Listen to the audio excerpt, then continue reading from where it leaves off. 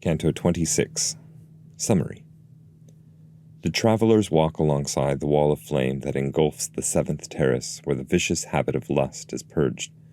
Several of the souls within the flame, those who were singing the hymn at the end of the previous canto, notice Dante's shadow cast by the late afternoon sun. One calls out to the pilgrim, asking how it is that his body makes a wall to the light. Dante is about to answer when he sees a troop of souls running down the middle of the terrace toward the group in front of him. As one group meets another, they briefly embrace and continue in their opposite directions. The first group calls out, "Sodom and Gomorrah," while the second responds with, "Pasiphae, entered the cow." The first group are comprised of repentant sodomites, while the second are those who repent of heterosexual lust. Following this brief celebration of their cleansing, they return to their former liturgy of hymn and story.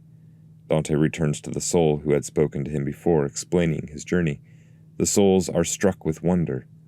Dante's interlocutor is Guido Guinicelli, another famous and well-respected poet from the 13th century, who explains the phrases called out by the groups as they run past each other. Following this, the pilgrim expresses his deep affection for and indebtedness to the poet. However, instead of basking in this high praise, Guido turns and points out another poet, naming him as the better smith. After praising that poet and his school of poetry, he asks Dante to say a prayer for him and moves away. The pilgrim approaches this other soul and asks his name. It is Arnaud, a famous provincial poet, who responds to Dante in his own native dialect. The canto closes as he recedes into the flame. Canto 26. The Lustful.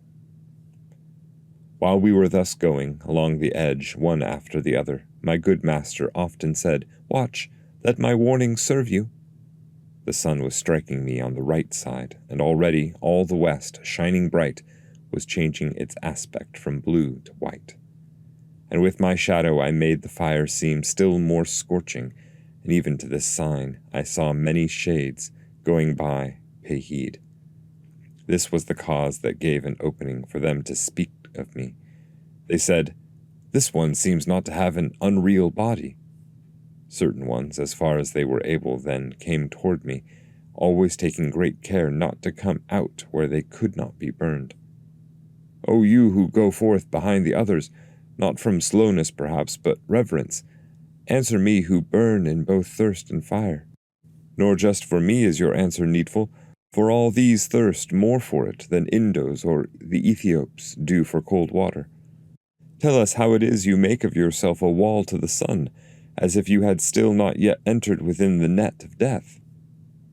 Such was one of them saying to me, and I would have soon revealed myself had I not seen another new thing that then appeared. For down the middle of the burning path came people with their faces facing these, the which made me gaze again, wondering. There I saw on each side each shade quickly come and kiss another without stopping, contented in the brief celebration.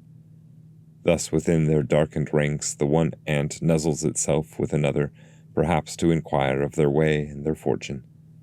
As soon as they break their friendly welcomes, before the first step passes there beyond, each one exerts himself to shout louder, the new people, "Sodom and Gomorrah!" and the other, "Pasiphae, entered the cow so the bull could run to her lust." Then, as some cranes might fly to the mountains of Rifeo, some toward the Libyan sands, these disdaining the chill and those the sun, the one group goes forth, the other draws near. And they return weeping to the first song, and the cries that for them are more proper. And they approached me, as they did before, the same ones that were petitioning me, intent in their features on listening. I, who had twice seen what would be welcome to them, began, "O souls sure of having that state of peace whenever it is right, my members, neither unripe nor mature, have not remained back there, but are with me in this place, with their blood and with their joints. From here I go up to be blind no more. A lady above obtained grace for me, that the mortal I might bring through your world. But so may your greatest wish soon become satisfied, that heaven may house you, that is full of love and encircles most. Tell me, that I may yet line my pages concerning it. who the both of you are, and what that crowd is moving behind you." Not otherwise the amazed Highlander grows confused, and, gazing round, falls silent when, rough and rustic, he enters the town. Then each shade became in its appearance. But then they were relieved of their stupor, the which quickly subsides in noble hearts. "Blessed are you, who from our borderland," he who asked me before began again, "take experience for the better death. The people not going along with us sinned in that for which triumphant Caesar heard Regina called out against himself. Therefore they go away crying out Sodom, blaming themselves as you have heard, and so, feeling shame, they assist the scorching heat. Our sin was within the ways of nature, but because we did not keep human law, following our appetites like the beasts, a name is said by us to our disgrace when we depart, the name of that woman who beasted herself in the beasted planks. Now you know what we do, and of our guilt. If perhaps you wish to know us by name, there is not time to tell, nor would I know. Your desire of me I will well fulfill. I am Guino Guinizelli. I purge me now, for I repented before the end." As his two sons became, seeing their mother in the raving sorrow of Lycurgus, such I made me, though I rise not so high, when I heard him name himself, the father of me and those my betters who ever used the sweet and elegant rhymes of love. And without hearing or speaking, I went a long time thinking, wondering at him, nor did I draw near because of the fire. After I was satisfied with gazing, I fully gave myself to his service, with a vow that makes one trust another. And he said, "You leave such an impression on me from that which I hear, and so clear Lethe can't erase it, nor make it grey. But if your words were truly sworn just now, tell me, what is the reason for showing, in speech and in look, that you hold me dear?" And I answered him, "Those sweet poems of yours, which, however long modern usage lasts, will make dear the ink in which they appear."